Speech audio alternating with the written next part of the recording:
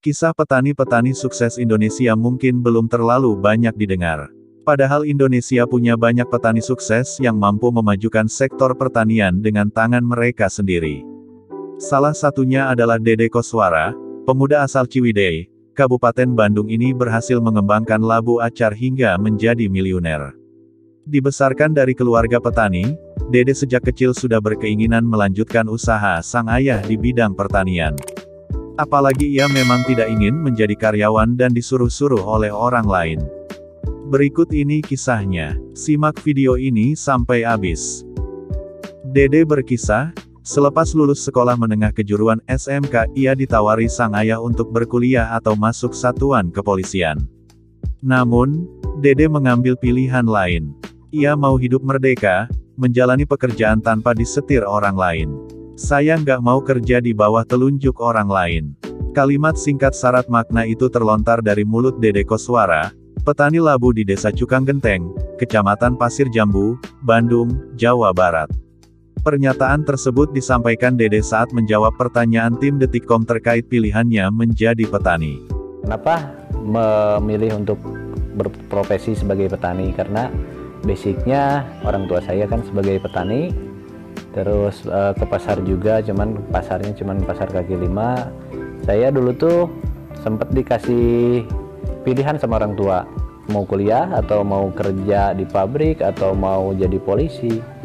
Cuman saya memilih untuk menjadi petani. Dari 2010 saya mulai ngerintis ke pertanian. Dulu tuh saya tanamin tomat. Nah, alhamdulillah pas begitu panen saya kebagian hasil di 8.000. Nah, setelah itu udah hasil, saya perluas lagi lahan. Dari 100 tumbak tambah lagi 200, nyampe sekarang tuh udah 7 hektar. Nah, perjalanan saya kemarin tuh dari bertani, terus bawa hasil taninya, hasil panennya ke pasar sendiri, dagang sendiri, sambil narik muatan orang lain. Dari 2010 nyampe 2015 saya terus kegiatan seperti itu. Sebuah pekerjaan yang bukan termasuk favorit kaum milenial. Tapi, pria berusia 31 tahun ini mantap menekuni pekerjaan tersebut. Panggilan jiwa akhirnya menuntun Dede untuk mengikuti jalur hidup ayahnya, menjadi petani. Ia beranggapan profesi ini bukan pekerjaan rendahan. Sebab, petani punya peranan penting untuk kemaslahatan hidup orang banyak. Di tahun 2010, Dede mulai bertani menanam tomat di lahan pemberian orang tua. Ia tak hanya bertani tapi juga mempelajari proses distribusi komoditas. Awalnya saya minta tanah 100 tumbak sama orang tua, itu berarti sekitar 1.400 meter persegi. Awalnya untuk menanam tomat, menanam sendiri, dibawa, menjual sendiri, saya ngikutin pola orang tua. Menanam tomat itu dari lahan 100 tumbak pelan-pelan bisa memperluas lahan, jadi 200 tumbak, 300 tumbak.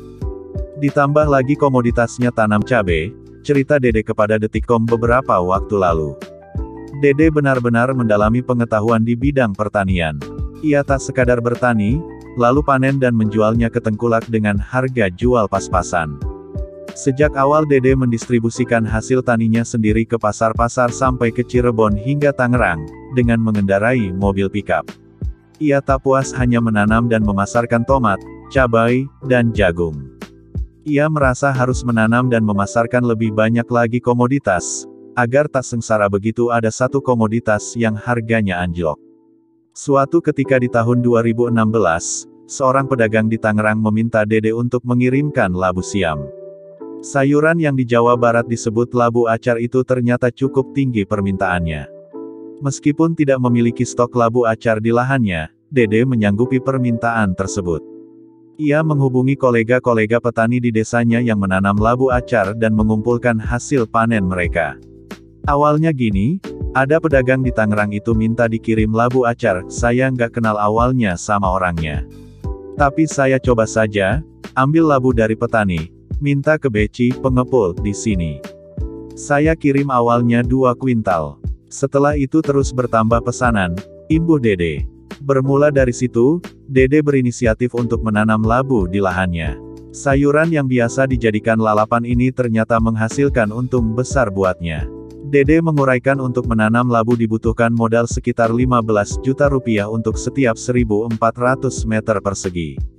Modal tersebut mencakup biaya garap lahan, bibit, serta paranggong, deretan bambu tempat merambatnya pohon labu. Setelah 4 bulan tanam labu bisa panen setiap 2 hari sekali, ungkap Dede. Banyak anak muda yang menganggap jadi petani itu kotor dan kurang menghasilkan. Hal itu ditepis Dede Koswara 32, petani muda Bandung dengan omset puluhan juta. Selain memanen dan memasarkan labu dari lahan pribadi, Dede juga mengumpulkan labu dari petani desa yang sudah diakomodir oleh para pengepul yang biasa disebut beci. Dede juga membentuk gabungan kelompok tani Gapoktan, Regeneration, Rege, untuk mengakomodir aktivitas para petani dan beci. Gapoktan ini saya buat untuk apa? Agar harga beli itu semakin transparan. Di Gapoktan Rege ini menerapkan transparansi harga beli dari petani ke beci hingga harga jual ke pasar. Jadi tidak ada lagi oknum yang beli dengan harga seenaknya, jelas Dede. Setiap harinya, Dede bisa membeli 20-40 ton labu dari para beci. Labu-labu tersebut dipasarkan ke beberapa pasar di Cirebon, Tangerang, Bogor. Dari aktivitas pemasaran labu tersebut, Dede bisa mengantongi omset rp 50-100 juta per hari. Namun, ia tidak hanya berorientasi mencari keuntungan buat pribadi. Dede menyisihkan sedikit penghasilannya untuk simpanan di Gapoktan Rege yang beranggotakan 2.100 orang. Uang itu dipakai kalau misalnya harga sayuran anjlok, untuk stabilkan harga.